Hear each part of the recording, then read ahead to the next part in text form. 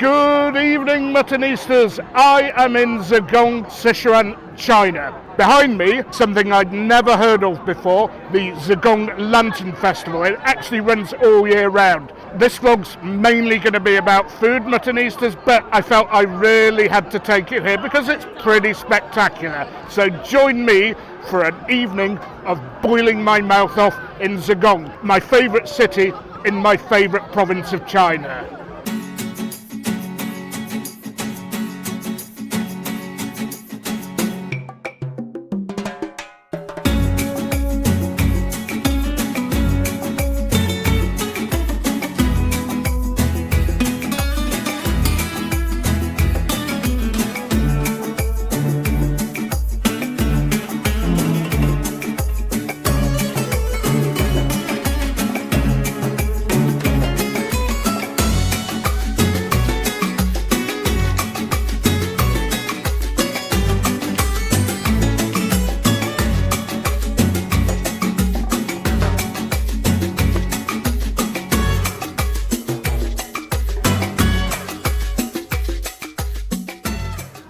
Now, just to give you a little bit of background, Zigong is about 200 kilometres away from Chengdu, which is basically the capital of Sichuan Province, and it's famous for three things: dinosaurs, salt and lanterns. And tonight we're going to try two of those things. Well, salt in the food, of course, and lanterns. I've already been here for a couple of days, and if they're anything to go by the end of this evening I'm going to need a fire extinguisher to douse my mouth.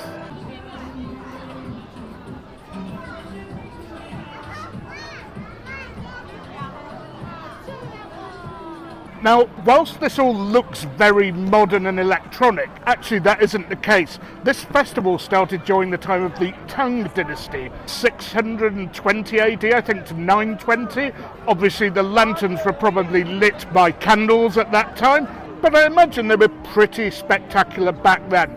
I can't read the characters that describe some of the exhibits here, but fortunately, for those of you who watched my series of videos from China last year, I'm joined by Mr. Fu, who thankfully can read these characters. So, Mr. Fu, how easy is it to get tickets for this festival? It's easy. It's like you go into a cinema or watch an exhibition, and you just scan the QR code. Even at home, you can just get the tickets easy. Online tickets, very good, very good. And I'm informed that the Chinese characters ahead of me read "Zigong welcomes you."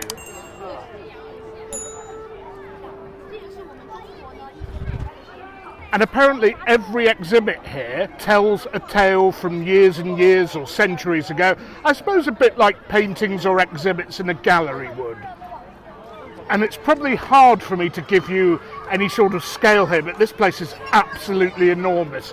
I don't think we can actually walk to every bit of it, hence people taking photos by the railings behind me. But if one were to be able to walk through all of it, I mean, you'd be taking hours and hours to see all of this.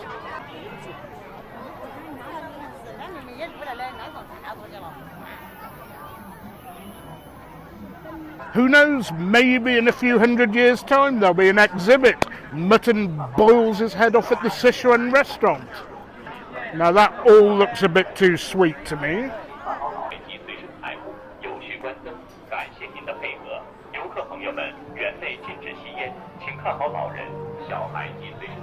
And this is a bit more like it, kebab stalls. And don't you all love the way it's swimming in spicy red oil? That's what this province is all about. And a bottle of water to douse any fire from a vending machine.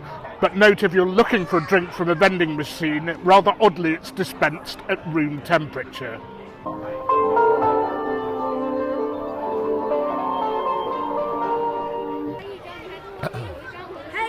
So why the lantern of a dragon now?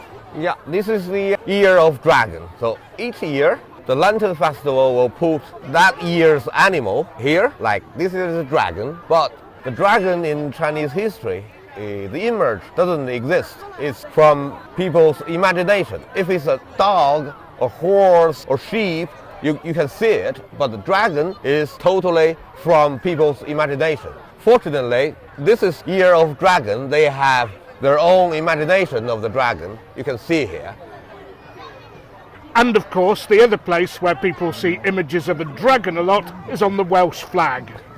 Of course, this isn't the main event. This is just a little snack to wet your whistle, Muttonistas, and to keep me going. 羊肉串儿、担担面、炸一炸。 Mr Fu has spotted some kebabs here. What do we have available? The big piece, like in Xinjiang, is a bit more expensive than, but I prefer those small. I got 5 of those. Okay. What meat are those? Beef? The mutton. Mutton. Oh, prime mutton. The only. And what is this? Here? This is also mutton. Okay. Only this is pork. Okay. 哦，嚯，你还管这个？ Now my Mandarin is just about good enough to recognise that he was asked whether he wanted his spicy, the customer to my right, and of course he said yes. 瘦的。 Yep, I think that's the magic ingredient. I'm not sure what exactly it is, but I suspect it's got a lot to do with chili. 我能跟他开始说中文。 Apparently they also have a noodle stand over there, but one of the first rules of pre-dinner snacking, don't have carbohydrate, otherwise you won't eat much during your 他现在 main 他先 event, 不吃 i.e. 碳 the 水化合 dinner. 物，先吃点肉。 Okay, Muttonistas, the kebabs have arrived, the Primemutton kebabs. Beautiful meat, beautifully spicy. There's a hint of fat about the meat as well, which is very important with mutton. You don't want anything dry, adds a bit of moisture, adds a bit of flavour. I'm loving it. The only wish is that I could have a beer with this. Unfortunately, I've got a conference to attend early in the morning. Now then, Mr Fu, as somebody who has this sort of stuff regularly, how would you rate these kebabs? This is, I think it's 9 out of 10. Okay, that's good to hear. And of course, make sure you have something to drink with you because it catches up with you. My tongue is now comfortably numb.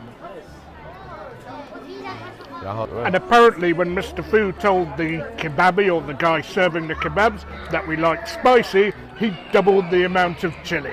Oh well, in for a penny, in for a pound. Now, those were so good, Muttonistas, we have gone for a second round of these mutton kebabs. We couldn't resist another round of them. Now, whilst they're coming, you might wonder, what am I doing wearing a t-shirt in the middle of the evening? Now, one thing you have to remember is that, first of all, Chinese people feel the cold a bit more than we do, probably because we've got a bit more meat on us in the West. But also, it's a lot warmer than Manchester. It's March the 15th as I'm filming. Very pleasant and spring-like. I mean, it was like 21 during the day. I think it's about 16 or 17 now. So, for me, perfect t-shirt weather.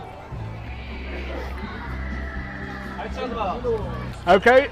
Here we go again, round 2 of the kebabs. Now, I'm not messing when I say these are spicy. My mouth really is on fire. But you could say it's warming me up for what's going to be an even hotter dinner. Anyway, get on with these, and we will see you shortly at the restaurant where we are going to boil our heads off. Apparently those are ribs and not the sort of spare ribs that you're used to back at Chinese restaurants in Manchester and wherever else you might eat in the UK or Europe. Viciously spicy again. That's the bun you had. Ah, bao, finger-sized bao. Yeah. What's she putting over them? 您这里边是什么呀？ Pork and onion, apparently. Anyone for a few chicken feet? And of course, when you're in China, you're never far from a bowl of noodles. Yes, there seem to be an awful lot of sausage stalls here, and more kebabs, and more of that, well, let's not call it light, heavy chili, I think is more like it. Traditional sweet. Traditional sweets, apparently, says Mr Fu. Obviously not for me. That looks ridiculously sweet, I have to say. No, that's the tofu. So that's tofu. Yeah, mostly with liquid in, but they mix with very tasty sauces. Okay. North, south of China both have this sort of thing, but they are different. Okay. And I think that's the end product. We can see the end product taking shape.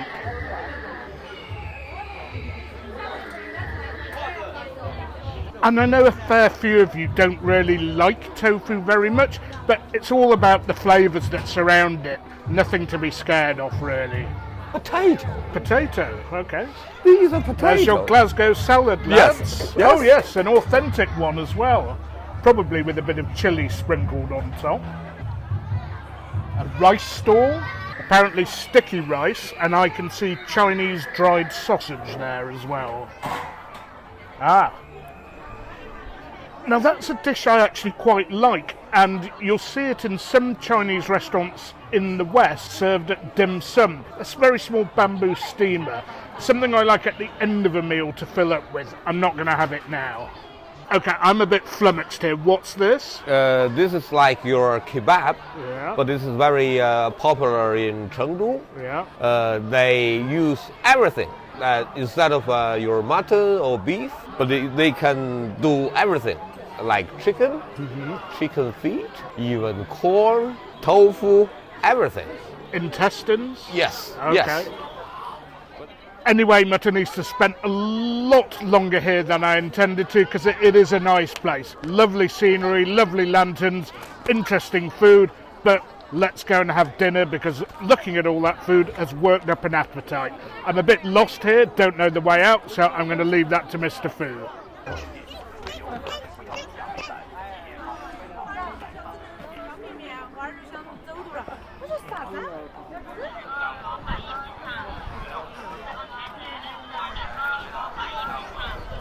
Okay, Muttonistas, dinner time. Now, a lot of these restaurants here, and there are loads of them, are serving the same sorts of food, mainly rabbit, a local speciality. Mr. Fu hasn't actually been here before, so he's having to do a little bit of research for us.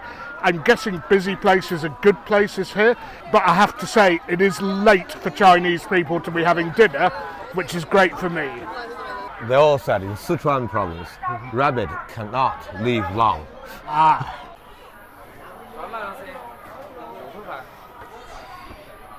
Almost everything is to do with rabbit. What's this here? These packets of... Yeah, that's... Do you... And I'm not sure whether that counts as vacuum packed, but you can buy sealed packets of spicy rabbits if you're a tourist from somewhere else in China. I think the chances of getting that into the EU are non-existent, though.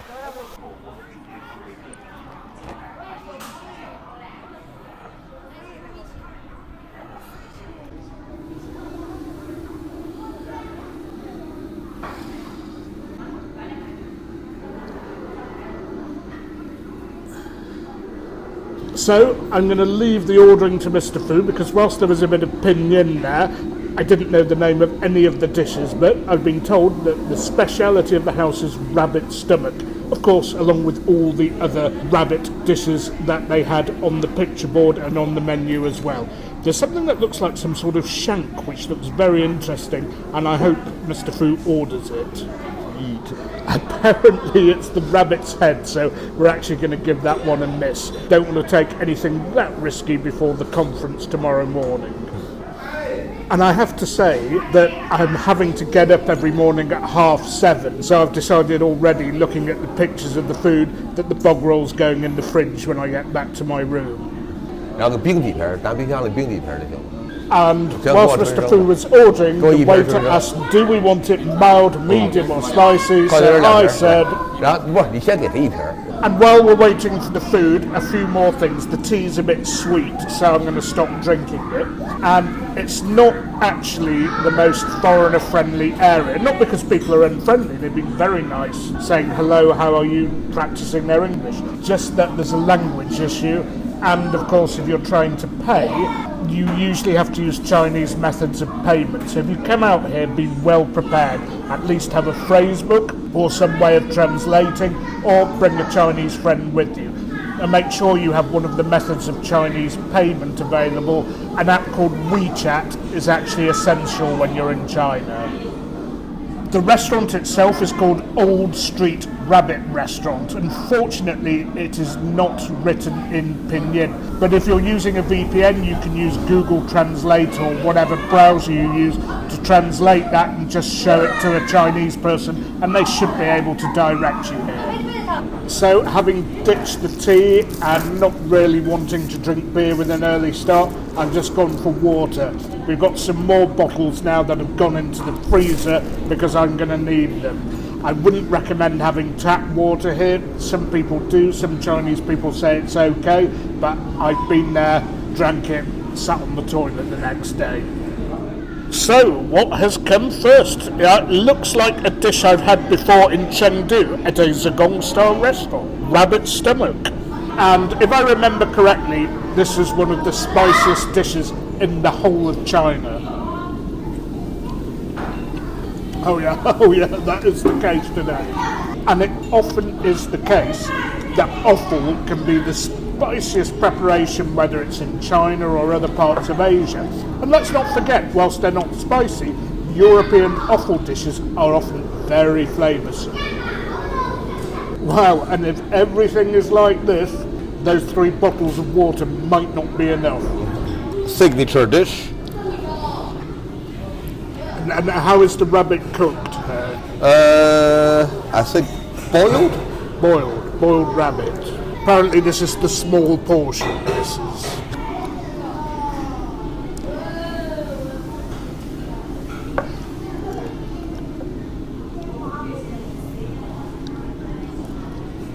Okay, straight in with a piece of the liver. This one's better. Not bad at all. I've never ever had rabbit's liver before. Now the meat itself. Oh, that is really good. Really good.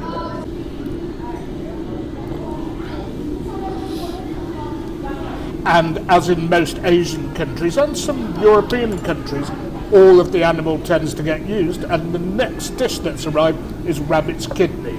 I'm not quite sure what the vegetable is in there. I've got my suspicions that there's some celery knocking about, so I'm taking extra care. But yeah, wonderful texture, wonderful flavour, and it soaks the spice up beautifully. And one flavour that's standing out apart from the fresh chilli, as opposed to the dried chilies and Sichuan peppercorns that are predominant in Chengdu and Chongqing, is the generous use of ginger. And now, muttonistas, the pièce de résistance, or it always is for me, at Sichuan restaurants, the fish. Massive river fish they have here. It's amazing how big they can be. I'd say this is probably one of the smaller ones I've seen on a plate here in Sichuan Province. Again, fish is wonderful at imparting flavour into sauces, and the sauce in turn imparts its flavour to the fish. Looks beautifully cooked. The flesh has just become opaque. That's the way you want to cook fish. You don't want to overdo it. And that is absolutely superb, muttonistas. The problem is I've been slathering it with so much sauce that it's dripping onto my polo, so this blue polo might look a bit red by the end of the evening. And the usual word of warning about fish when you're in China, they can be bony. Very, very flavoursome, but you have to be careful. I've got the hang of spitting the bones out, but if you're not sure, maybe fish is not the dish to go for, unless you're going to perform surgery on the fish.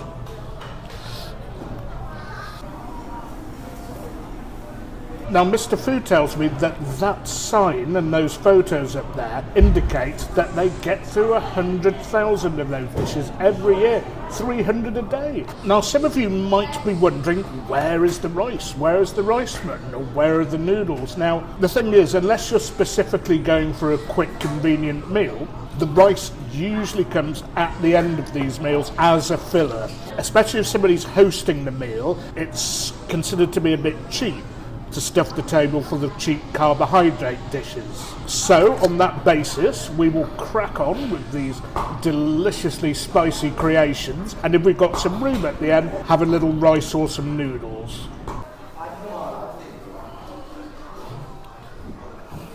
So I have succumbed to a bowl of rice, but there's an important reason for that, and that is that the rice helps cool down your mouth if you have something spicy. And funnily enough, the dish which has really got me and Mr. Fu is that main rabbit dish. Once you delve underneath the top, the stuff that's soaked in the oil is blistering.